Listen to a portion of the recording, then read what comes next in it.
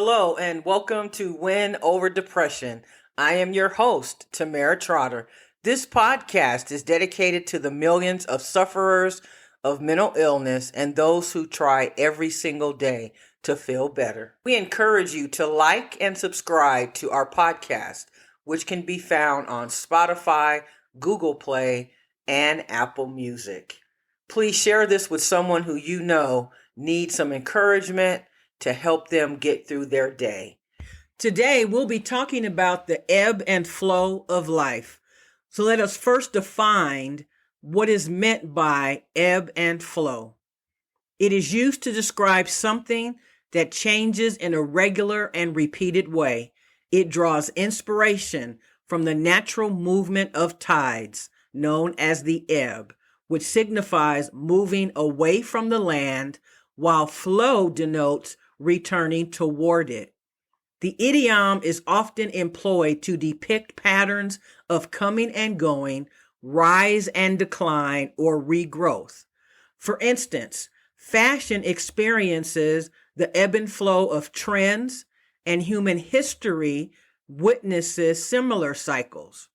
The rhythm of life itself can be characterized by these ebb and flow patterns, where circumstances oscillate between highs and lows, much like the tides. So whether it's the changing of seasons, emotions, or societal shifts, we encounter the ebb and flow of existence in a myriad of ways. So I'm sure that you're aware and have experienced both the ebb and the flow in your personal and possibly professional life.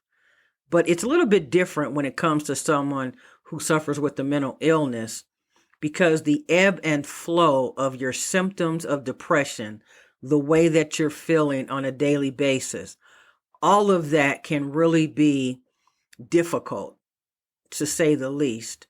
The ebb in our life represents the challenges that we face, the difficulties, the obstacles, the hurdles that we have to either go around or cross.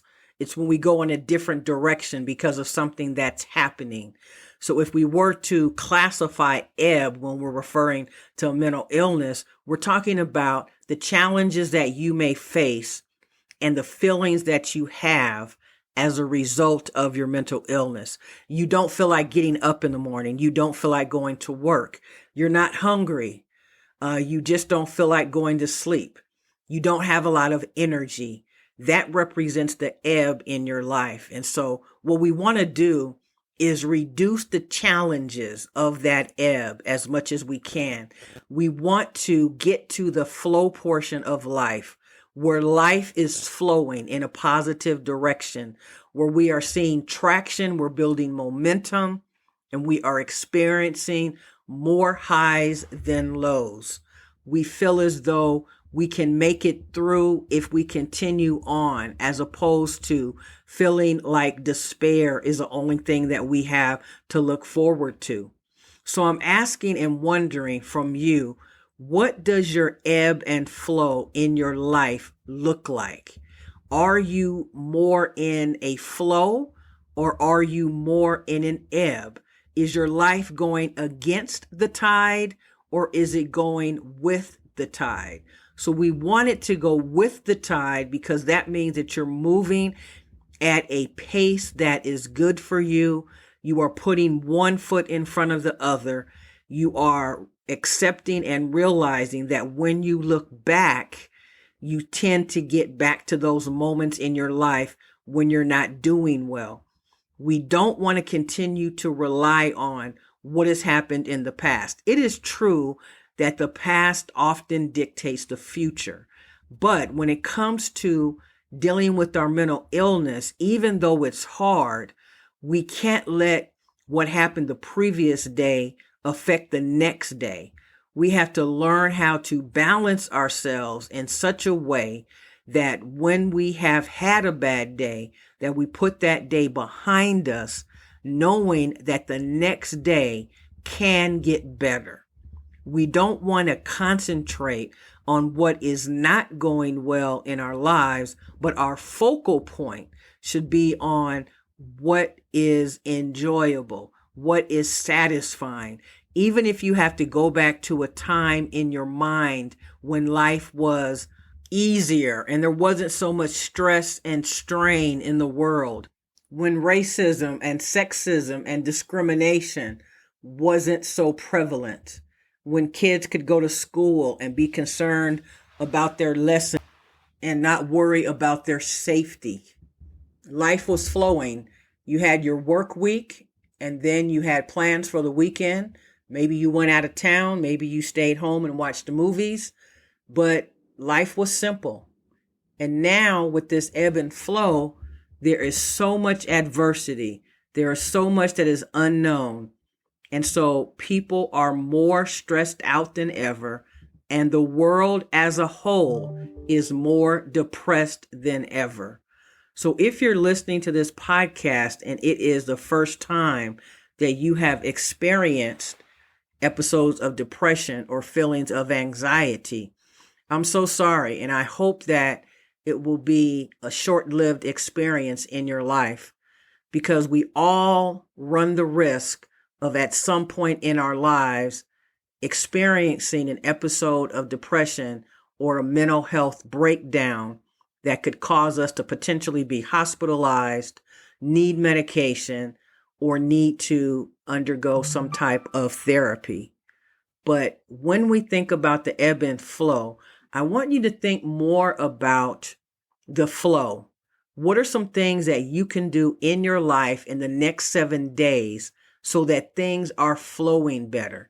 You know, when we wake up in the morning, and especially if we have a household full of people, if we haven't planned out what's going to take place in the morning, it can be very chaotic. So what is your daily routine? Do you just kind of wake up and just figure it out? Or do you have a plan in place? Just coming up with a plan that can help start your day on a better notion can really help reduce the anxiety and stress that you feel in your life. I really believe that even though when we are experiencing episodes of depression and anxiety, we're not really wanting to do too much, but at the same time, if we're being proactive, if we are thinking about what we're doing when we listen to Win Over Depression, and the point being that our goal is to reduce the episodes of depression, but there are some natural steps that we need to be willing to take. So what are the natural steps that you can take that can help you decrease the ebb in your life and increase the flow? In one of my podcast episodes in the past, I've talked about the importance of building momentum.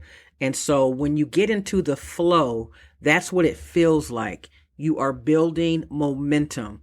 When you start out with one task and you've accomplished whatever you set to do with that task, and you go to the next task, you start to build momentum. Because what happens when you suffer with a mental illness and you feel depressed, starting the task is the main issue. You can't get to the point to where you actually start the task. But once you do that and you feel the success and you see the success, then you can continue and you will feel as if you've accomplished something, and you will have more drive to keep going. Because when we are stagnant, nothing is going on. We are just sitting in the same place, might as well be staring at the wall, and nothing has changed. We have to force ourselves to get up. We sometimes have to force ourselves to take a shower, because I know for sure that when you take a shower, you feel better. And I've said it before, even if you take a shower and put your pajamas back on, you have still accomplished something. So don't look at the big lofty goals that you want to accomplish. Break them down into bite sizes so that you can see that you are making progress. So if there is a huge task that you must undertake, and you are just not in the mindset of getting it started. Think about what would it take to get you off to a good start. Sometimes when we just put some food in our stomach, or we drink a cup of coffee, or we make ourselves a smoothie, that actually helps us to become more alive and alert. And so because people who suffer with depression tend to have a low appetite at times, that state really perpetuates the symptoms that you're feeling. So even if you have to force yourself to eat something, that is going to be very important.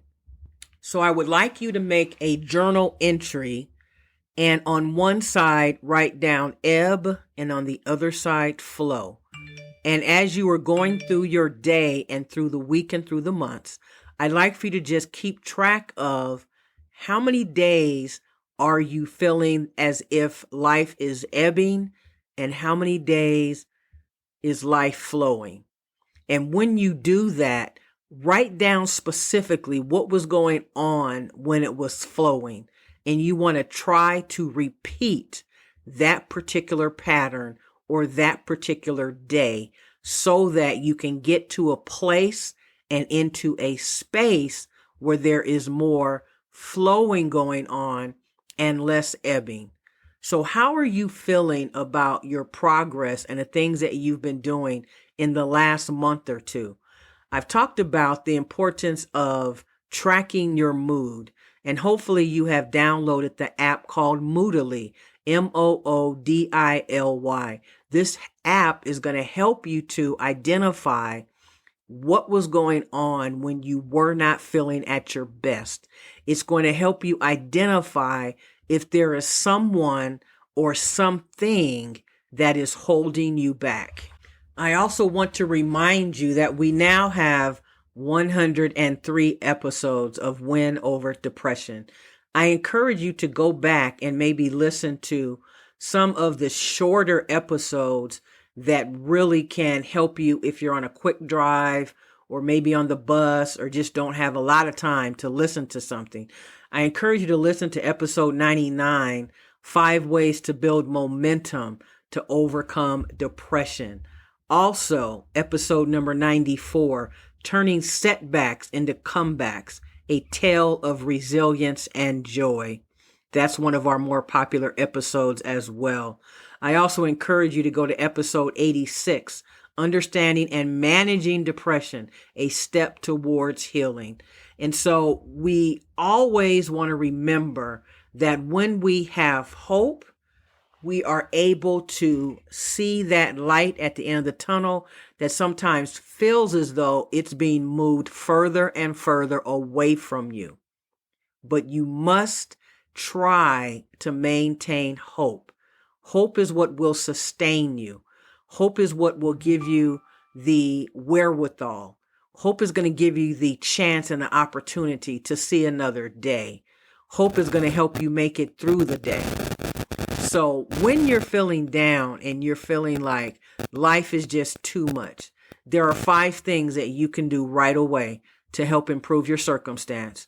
Number 1, never stay in a dark room. When you get up in the morning, open your blinds, let the sun shine in. Get 15 minutes of sunlight every single day. That's number 2. Number 3, listen to some upbeat music, something that puts a smile on your face and takes you to a different place in time. Maybe a place where you felt more joy, peace, and contentment. And then think about what is it or what is the reason that I'm not feeling content right now in my life. And then number 4, call someone that you've been meaning to call, but you've been putting it off. Maybe there's something important that they want to share with you. And finally, number 5, you have everything that you need on the inside of you. So I want you to believe more in yourself. Count on yourself and your ability.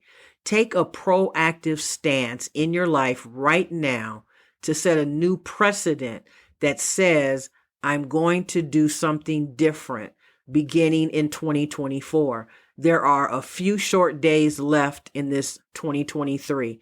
Turn 2024 into the best year of your life, but don't overdo it. Don't come up with some type of lofty thing that you want to do after the first of the year and set yourself up to fail. I want you to ease into 2024 with the same drive and passion that you had in 2023, but maintain your hope. And if there is a higher power that you believe in, and I've always said that I believe in God, and if you do, ask Him to open the eyes of your understanding. Ask Him to give you the strength, the energy, and the courage to really start living up to your truest and fullest potential. Ask Him to give you more awareness into what you may need to improve in. Ask Him to help you. Ask Him to help you be more purposeful and intentional in your actions. And just ask Him to continue to inspire you and to be there with you, to hold your hand and to guide you when you feel like the world around you is crumbling. Ask Him to continue to bless you and to keep you in His heart and in His soul, and He definitely will. I never want to end my podcast without thanking you so very much for listening. I invite all of you to find me on TikTok. I now have over 14 videos, little snippets of inspiration. I encourage you to go there and become a follower. Remember, you can find me on TT Mental Health Expert on Pinterest. You can also find me on LinkedIn, Tumblr, Instagram, and Twitter under Tamara Trotter. If you'd like to support this podcast by becoming a patron, you can go to patreon.com. That's patreon.com/Tamara Trotter. As little as $5 to $15 per month will help me to spread this message even further and further. We have entered the international market and we are trying to go global. And I know that we will get there. In 2024, it's going to be more and more of Win Over Depression, more products, more inspiration, more things to help you overcome the circumstances of your life. Remember, stay in the game of life. Thank you so much for being the best part of Win Over Depression. Could you share this podcast with someone that you know could benefit from it?